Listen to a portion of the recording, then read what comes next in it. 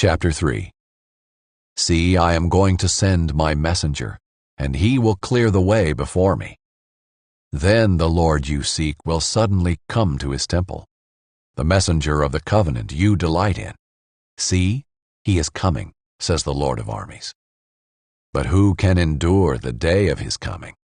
And who will be able to stand when he appears? For he will be like a refiner's fire, and like launderer's bleach. He will be like a refiner and purifier of silver. He will purify the sons of Levi, and refine them like gold and silver.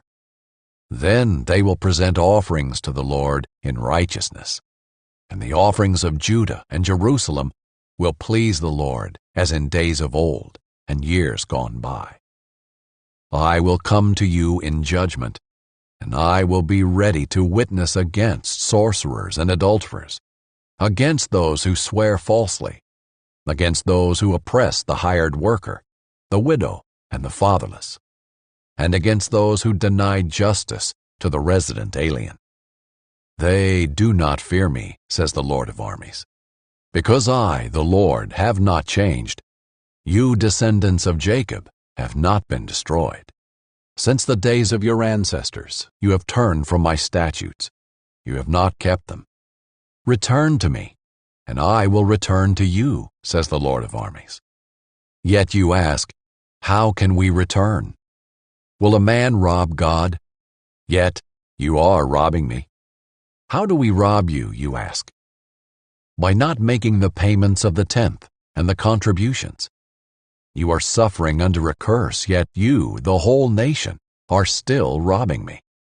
Bring the full tenth into the storehouse, so that there may be food in my house. Test me in this way, says the Lord of armies. See if I will not open the floodgates of heaven and pour out a blessing for you without measure. I will rebuke the devourer for you, so that it will not ruin the produce of your land, and your vine in your field will not fail to produce fruit, says the Lord of armies.